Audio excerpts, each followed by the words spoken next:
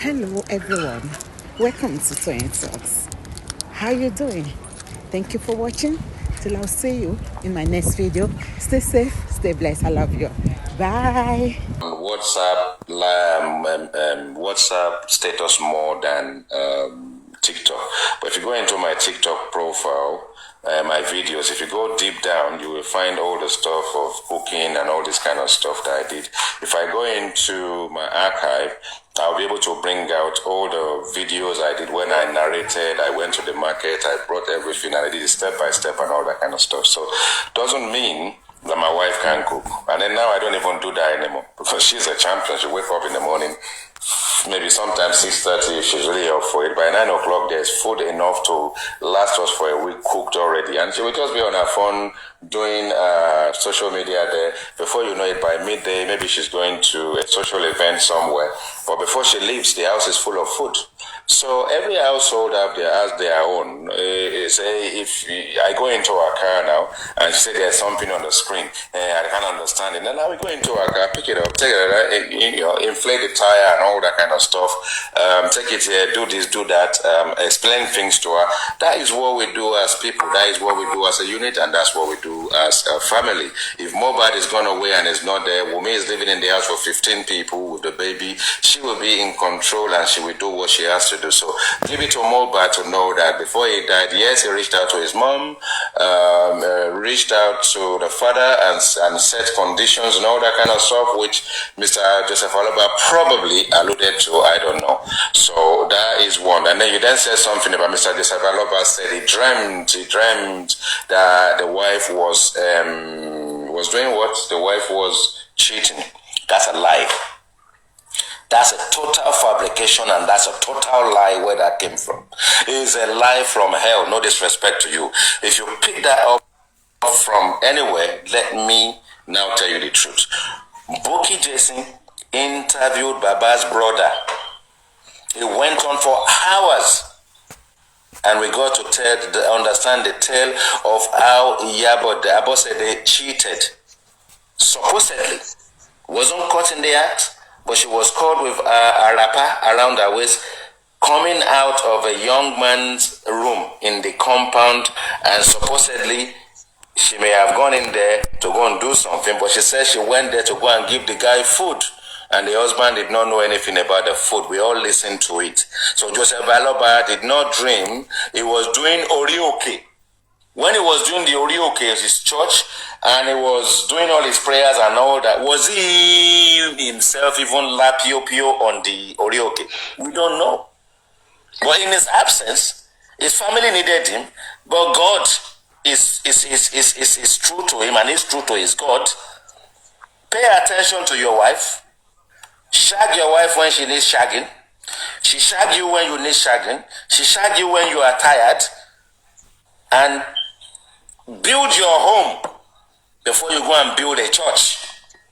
We learned that live. Buki Jason broadcaster. She broadcast it live. We were listening to the man and Buki Jason live. So Mr. Joseph, no, let me finish, please. Don't interject, please. Okay. So we had that at the time. It was live. So for anyone to now come and say Mr. Joseph Aloba dreamed that his wife was having, he knew his wife was having an affair because he was shagging himself too silly and he can't do his duty when he gets home. The church is more important to him at the time and somebody else is doing the duties to him. And at some point even Abosede said he's not Mohbad's father. And we don't want to go down that route because that is not why we are here. That is for another day. So Mayor 25, please speak.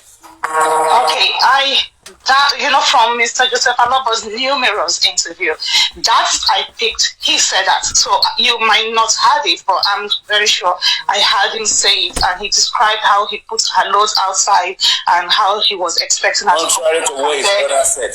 Contrary to what his brother said to live, to Buki Jason, that he hasn't reported today. Contrary to that, he mentioned that. I had it from one of his numerous. That's fine.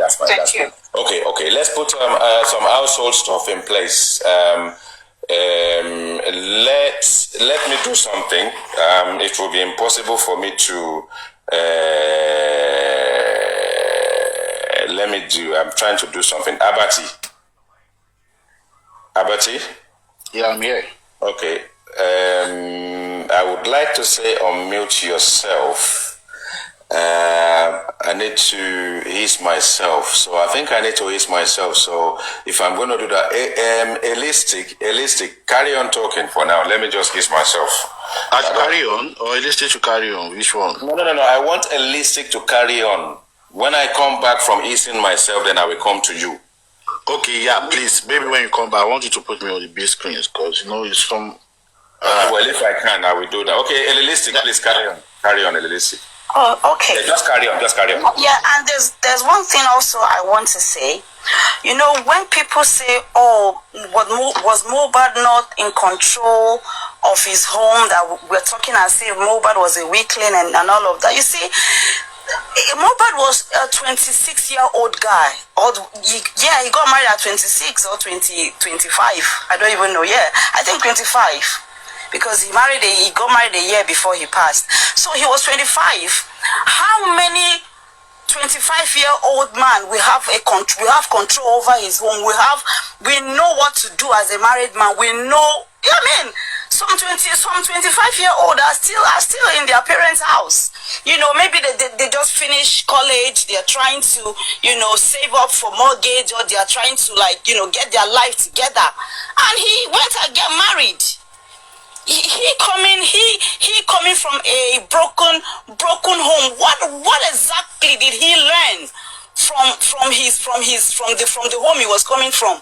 His mom wasn't there. He was just there with his mom, with his dad, and So what does he have? What knowledge of marriage did Mohbad have? And you see, he went into a marriage of to be honest, Wumi is smarter than Mohbad, in my opinion.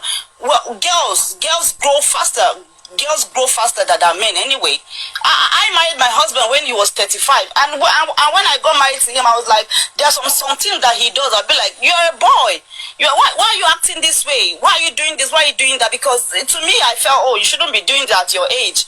So, giving it to Mohbad that he was just 25, what does he know? Can he run a marriage? Marriage is tough. Marriage is hard. Marriage is hard. So to have a 25-year-old want to take control of his home, want to know, Wumi was there.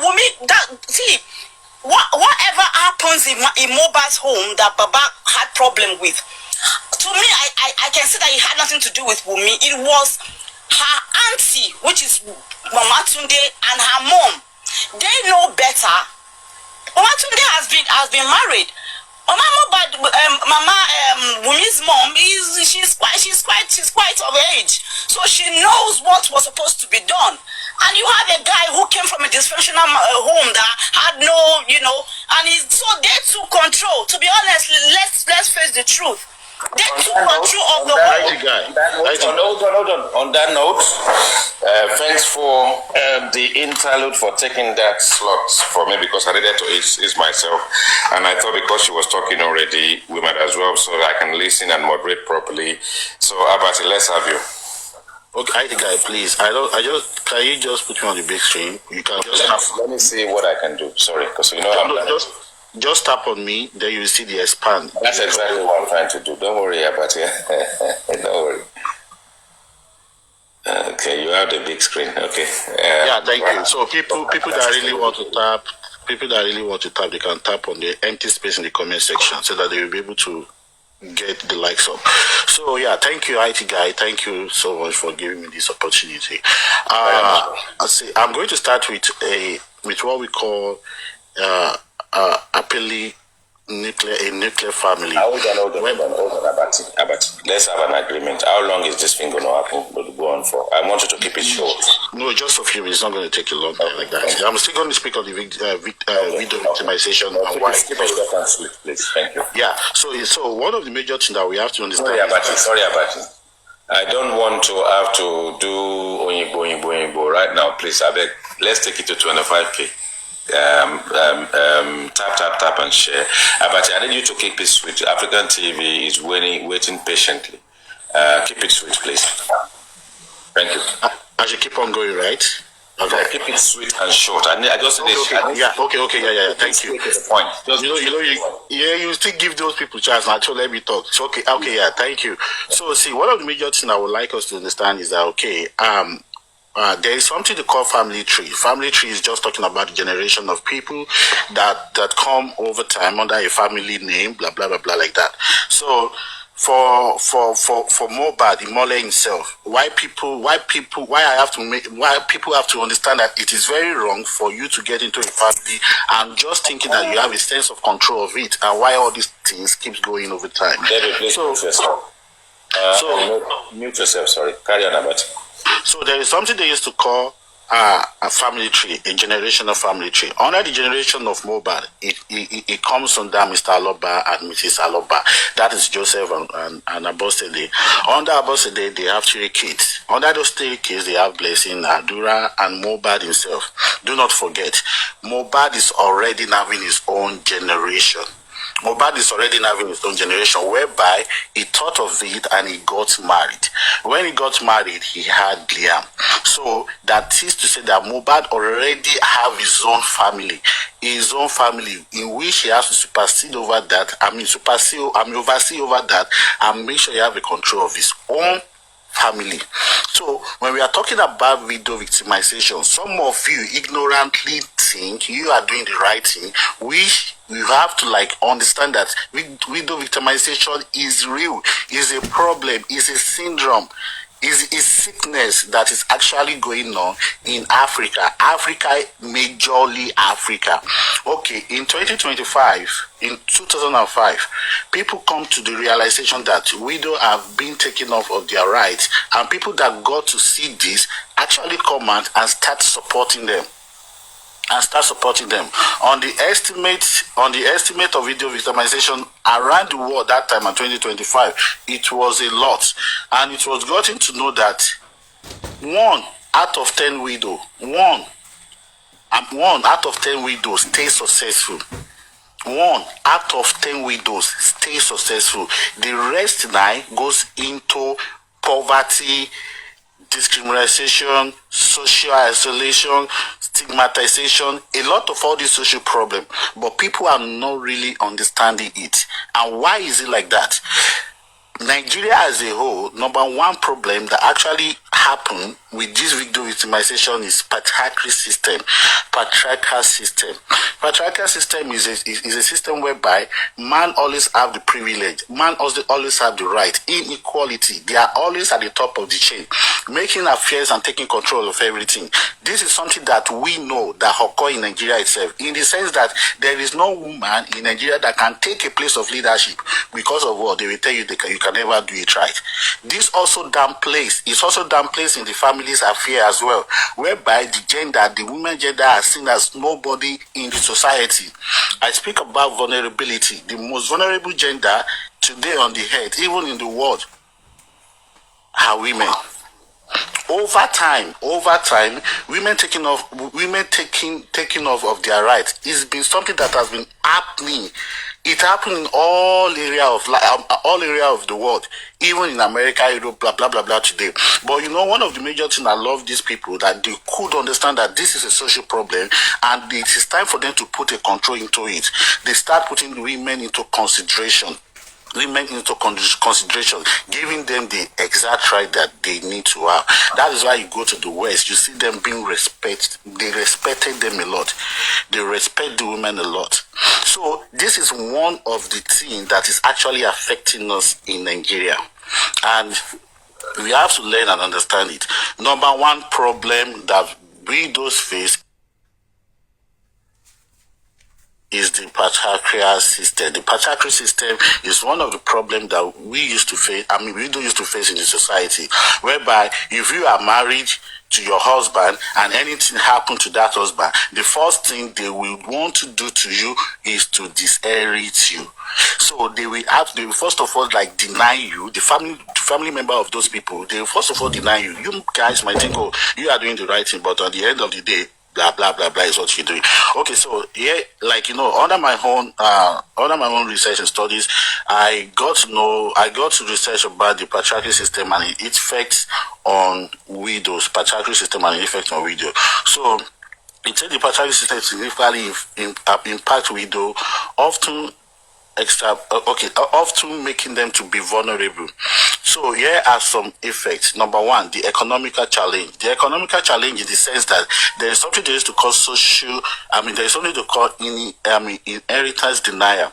Women often face difficulty in inherit property and assets from the deceased or from their deceased husband. Number two is loss of financial support. Widow, I can't see that very well. I think this thing has blocked it off. Then, so I will just go to the third one. The third one that said that there is limited access to resources. Women may be denied control over land, livestock, and other vital resources. So another one is talking about the social stigmatization and isolation. This is being played into studies.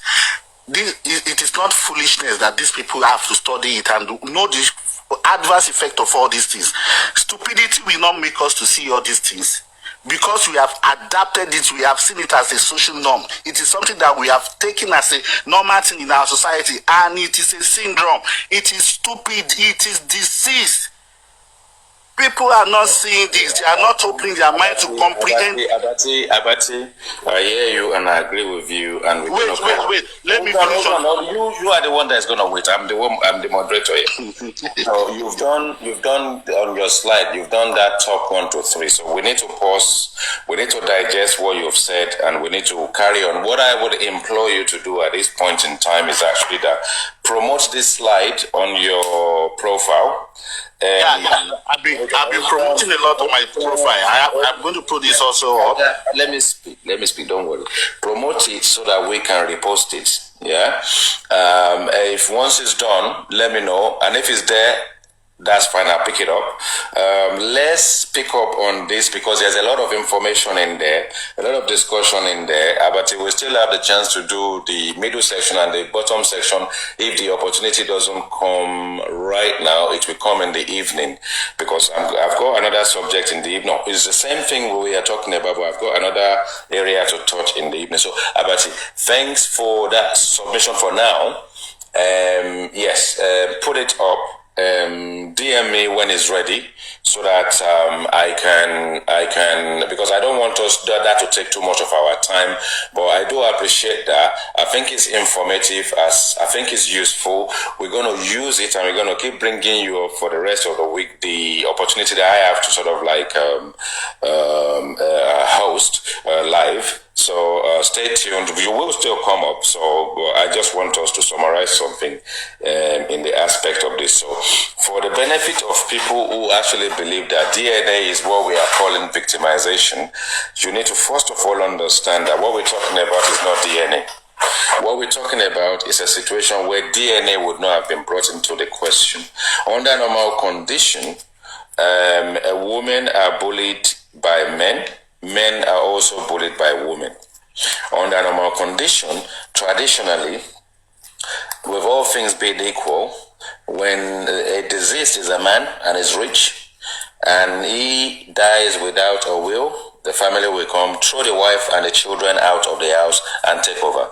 If the woman wants to be part of the family, she needs to be shacking up with the guy's uncle or younger brother, regardless of they have their ranks. If the guy doesn't have a younger brother, then it will be the first uncle. All those kind of nonsense and shenanigans. That is what we are talking about here. So although we are associating this situation to this case, we are doing a lot of what if disclaimer. What if Mohbad was buried properly and there wasn't any public outcry? Where would Wunmi have been today? Would the family have taken over the entire estate, the properties, landed properties, royalty, taking the keys to the car, taking everything off Wunmi and throw her out of the streets? Not knowing that even the child, who is their grandchild, is being victimized as well. He's been victimized. So it is not widow victimization. How do we do orphan? Is it orphan that is lost? The orphan is probably someone who's lost both parents, but at least at the end of the day, the child has lost a father and pain is being inflicted on the child and the mother. That is what we're talking about. We are not talking about DNA. It's because this one is gone public. That is why they are using DNA as an excuse. DNA is not victimization, but if you Joseph Aloba, painted Wunmi Ashana, and you get your fans to follow you and you put the voice in that direction, that's victimization.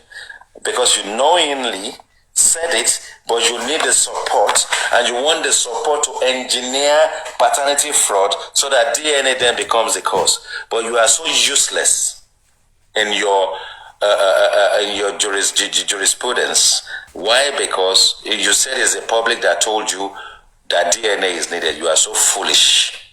You are so stupid. You are stupid, foolish. It should have been you thinking whether DNA is needed. But you open your mouth, your own mouth, to say it's the public. You can't use your brain. That's why you sold your soul to Muiwa, power of attorney, to a fellow man, when there's nothing wrong with you, but then there's something wrong with you. If bereavement was a problem at the time, after 1 year, can you not get this power of attorney back from this guy? And look for a solution to the subject, and look for a foundation you can work with, and look for lawyers that can be loyal to the cause. And you're still sitting down with this stupid Muiwa that is saying we can't petition Wunmi because she's our wife. We can't take our own to court and become friends again. How foolish and stupid can you guys get? And that gorilla called Gurex is following them about all over the place because they are giving him coins. And I love you, Gurex. If they give you 1 million, 10 million, you deserve it. You are the one. Can I say something, please? Hold on, don't say something. You are the one that is carrying this guy all over the place, taking him everywhere, washing his bum in the morning, dressing him up, putting pomade on his face, put glasses on his face. You are the one taking him everywhere, pick him up, wash his bum, take him to the toilet when he wants to wee. So if they give you 1 million, even if they give you 50% of the GoFundMe, you deserve it. Guresi is my friend. I love him, but I will drag him if I have to. Actually, with Guresi, I don't call him out. I just drag him. Because he talks too much when he's not supposed to talk. But he's doing a great job. Let's give him a round of applause. I'm not going to clap here, but I will clap naturally. He deserves it. You loan your brain away. You throw your mind away. Realistic, I will give you the chance to speak for a few minutes only. Because I need to allow African TV to speak. But because you've interjected, just do it few minutes and let African TV speak. Thank you. Okay. Yeah. What I want to say is this. You know, I'm not pleased with whatever is going on in Baba's legal team, whatever they are doing in regards to this justice. We should have gone, further than what we are, where we are at the moment. I'm not pleased with it. But however, I think we just have to also look at this way. Now, according to the narrative that we have, we heard that Mohbad and Fine Boy had a fight. The nurse came and gave the injection. So, Let's take it to 27K. 27K. Please mute. Ola, Wunmi, please mute. I will just drop back. I know. Yeah, so according to the narrative, Mohbad had a fight with Prime Boy, the nurse came. So in Wunmi's head, somebody killed her husband. Something happened. And what is she doing? Hold on. Everybody. Oh yeah, bye. But in all of this, at least we can see that Baba is making efforts. He's making efforts to get justice.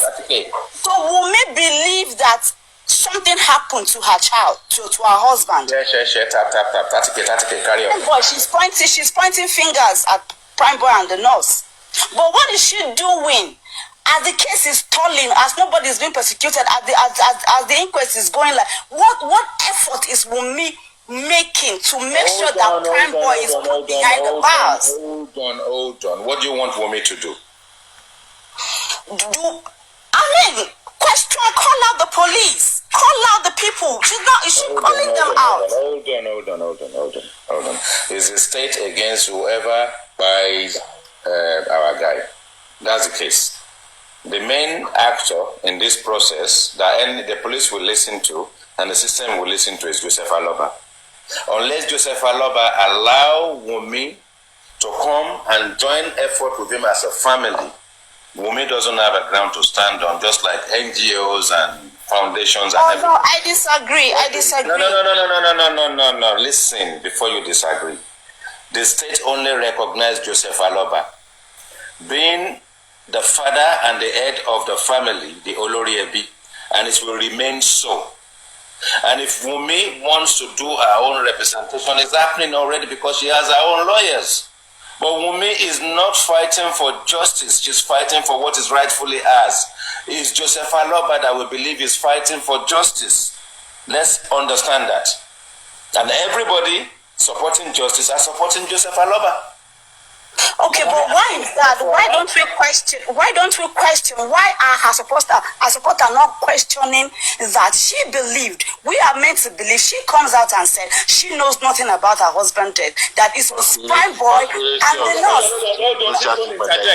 Don't interject, please. She believes that she's not guilty. She's saying that it was prime boy and the nurse that killed that, Hold on. Everybody has been interviewed. The police have got their statement. Everybody have been questioned in the CTC, so let's leave it as that. Yeah? We're not going to dilute this process by saying he says, she says, and actually put our public passion of what is not part of the program into play. All this he says, she says, we don't know. We weren't there. We're just picking it up and trying to balance. I am only interested in the fact that the police doesn't have any issue with our statement. The inquest doesn't have any issue with what they have on CTC. There is no association from Wunmi, no association to criminality as far as Wunmi is concerned. So let's leave it there. But let's stay focused. Still the same thing, widow victimization. But thanks for that. Hold on a bit. African television, please fire away. Yeah. Good afternoon from Nigeria to everybody. IT man. I think I'll give you a title called The Liberal Man. Thank you very much. I'm beginning to see the liberality of your mind in this justice for Mohbad. Sometimes I doubt where you stand, and then the other time I'm like, okay, he's on point. Yeah, he's right. So you're the liberal man. So let's keep it at that. Now, having said that, I greet everybody. Your show yesterday. Excuse me, guys. Hey, I'm on the phone, please. No, I'm trying to figure out who's making anyone who's. No, it's in my background.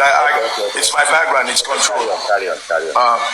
Yeah. So, as I was saying, your show yesterday, the engagement yesterday has actually caused a lot of uproar. People are talking about it.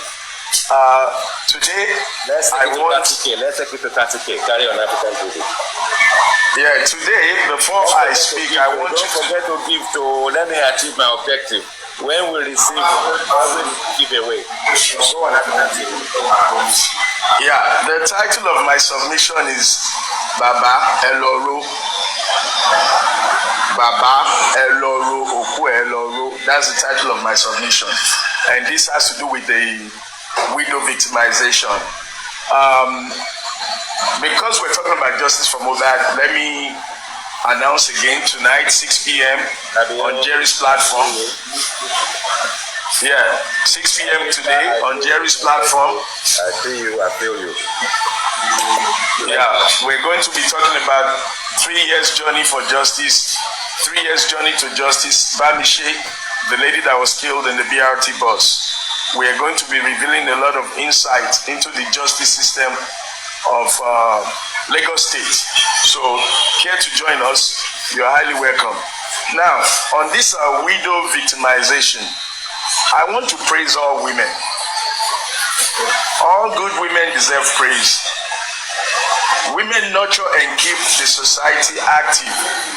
When boys aspire to buy Range Rover and Benzes, most times they do it to impress their spouse. You build a big mansion, it's for your woman. Men believe that we're going to leave everything for our women and our children. I am yet to come across any man that is hoping to leave this world and expect his brother or sister or his family to take possession of his inheritance. I believe everything I'm living for is for my wife and my children. Personally, I've even made a video will for my family. And you know, as a man thinks, so he is. So I believe most men in my sector or in my vicinity, we think like that. We work for our women, we work for our children. We're not working for our brothers and sisters. Every brother, every sister has their own families. So, widow victimization, yes, is real. It exists. But my problem with this topic is that it is being infused into justice for Mohbad. Widow victimization is something, a campaign that all of us need to embark on and we need to treat for the betterment of our society. But it is an injustice. It is a great injustice to widow victimization when we infuse it into justice for Mohbad, when we are looking for what happened to Mohbad and the circumstances surrounding Mohbad's death has so many prongs, so many angles that needs to be investigated. For this reason, clamoring around widow victimization is sort of, in my opinion, saying you don't want people to investigate a certain aspect of the circumstances surrounding Mohbad's death. If we continue in this line, we are more or less saying nobody should question what Wumi was doing when Mohbad died. Nobody should investigate any aspect of Wumi's relationship with Mohbad. We are not gods to judge people and guide people on what they say or what they question. So now, today on TheITGuy, yourself, my brother, with all due respect and all due love, I was listening to you in the early stages when you came up, when you were prepping up your show. You talked about Range Rover, Mohbad's Range Rover, that maybe it was sold or returned to the dealership and the money shared. You asked how much did Blessing get, or Blessing's understanding of the sharing of the Range Rover. You talked about Mohbad's house. Did he buy the house? Did they share the house? Now, you are speaking your mind. Baba could come out and ask you, what is your fucking business about the Range Rover? What is your bloody business about the house? You see, what's good for the goose is always good for the gander. Let's not be blindfolded with vocabulary. Let's not be blindfolded by the app that we on the social media, we can say, but others cannot say. If others say, they are doomed. No, it should never be like that. We are not the gods of any rule of law. At the end of the day, last, this case is going to end up in the judicial system. So people opinionating and guesstimating, analyzing does not equal victimization. And you do a great injustice to widows that are actually being victimized, because you have widows that their husband died, and then you see somebody kicking them out of the house. You see somebody not giving them their husband's pension. Maybe the man had worked 50 years. You see landlord taking over the business. Those are the victims. Those are the people we need to be fighting for. You see, but this case has so many circumstances surrounding it. Investigation of the spouse, the friends, the brother, the manager. African TV, wait. There is something they used to call social stigmatization. Learn that and put that in your head, sir. Social stigmatization. Thank you. Thank you, Abati. Is that Abati? Thank you, Abati. Listen to me. No, you're interrupting me. I did not fucking interrupt you. You have I did not fucking interrupt you. Shut your mouth. It's my time.